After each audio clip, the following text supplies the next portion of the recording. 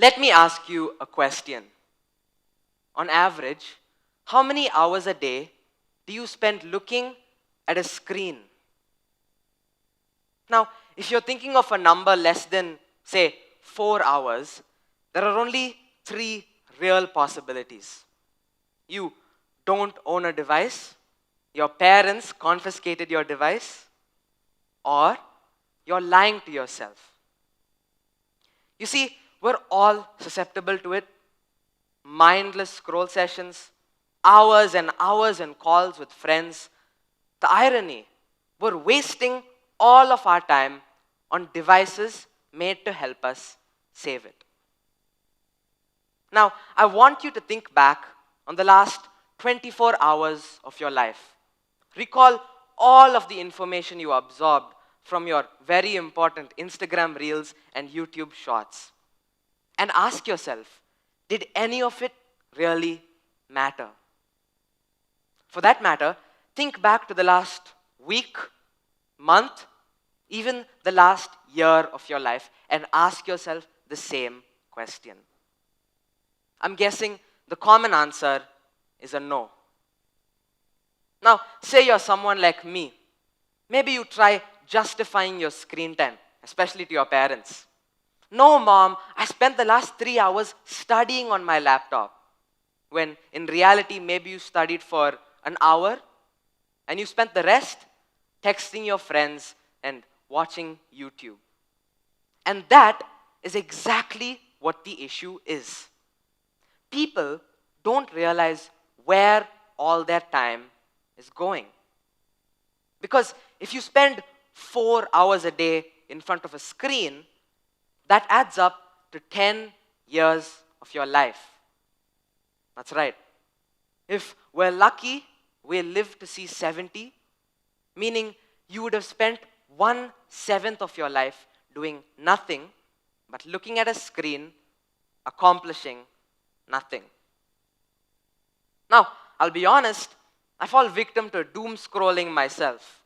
But in the past year or so, I've been able to understand something that's changed my perspective completely. Which is why I'm not here today to tell you to stop using your devices. I'm here to tell you to use them differently. Now, to fully understand what I mean, I want you to journey with me to 6 months ago.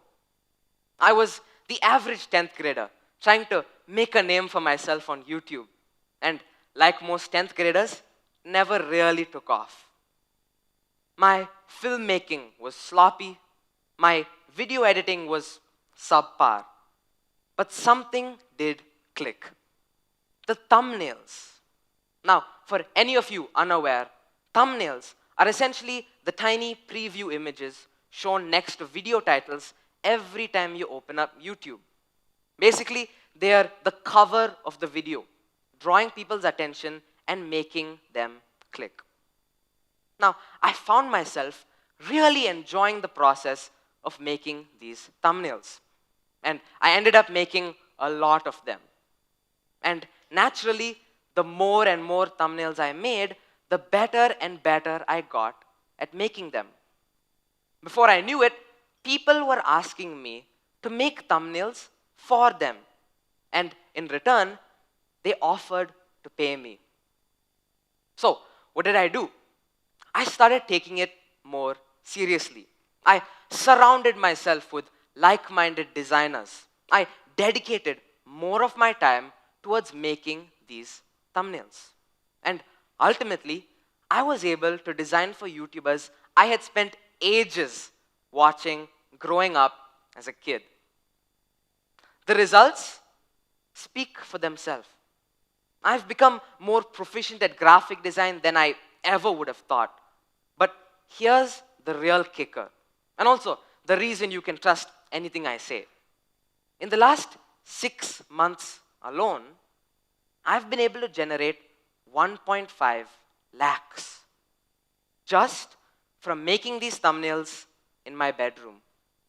And I've been able to generate nearly 4 million views across social media platforms like Twitter and YouTube, the exact same platforms where I used to be wasting all of my time. But now, I was doing something that I loved and I was getting paid for it. So, why am I telling you this? Well, it's to help you understand that you can achieve great things, not by cutting down on your screen time, but by simply using it differently, by using it smartly. And if I can generate this much money in half a year, why can't you? Now, you might come up to me and say, Karthik, I don't know how to make thumbnails. What do I do? Well, I want you all to imagine that everything I just said wasn't about thumbnails. Because honestly, it doesn't have to be.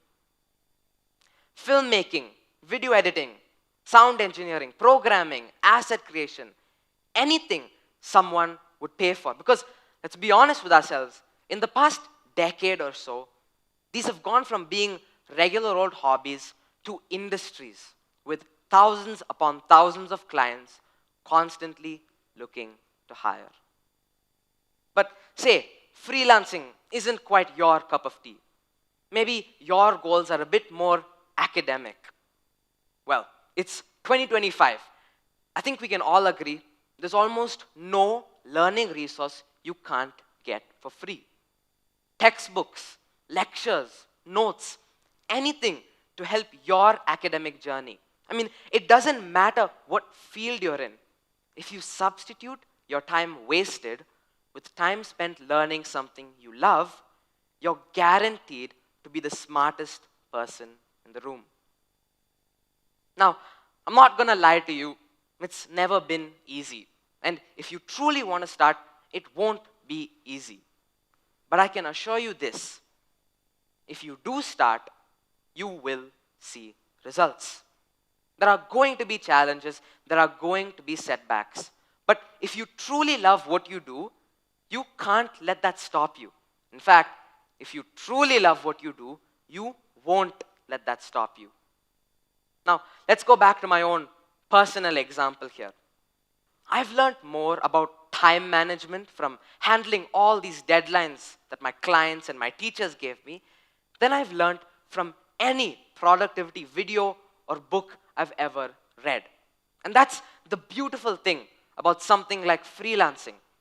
You're not learning and then experiencing. You're learning as you're experiencing, because that is what growth is. I've learned so much about clear communication and being confident in my designs.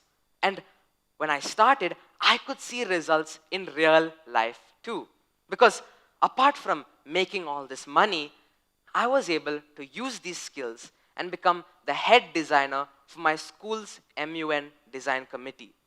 And who knows, if I never started making thumbnails, maybe I never would have led my very own school's design team.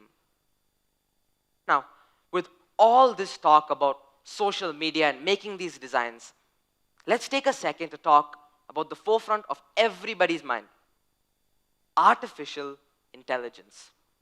I'm sure you've all heard people talking about how it's the future and it's going to take all our jobs. But why waste all of your time talking about it when you can spend that time using it? You see, if you ask me, I think the gold rush isn't actually in the gold. It's in the tools that you use to mine the gold. Because at the end of the day, that is what AI is for. It's a tool for inspiration, motivation, generating ideas. All you need to know is how to use it. So, just to revise, no, I'm not telling you to quit YouTube or delete Instagram. I'm telling you to use these platforms for what they truly are: tools, not toys. Because we're already spending hours a day in front of a screen. So why not use that time to build something future you could thank you for? Ultimately, as always, it's up to you. Every hour you spend in front of a screen could be another one lost to AI reels of dancing cats and dogs. Or it could be an hour towards a career or education you never even knew existed. So, while everyone else wastes their time giving these creators free money, maybe you can save your time and make that money. Thank you. Yeah.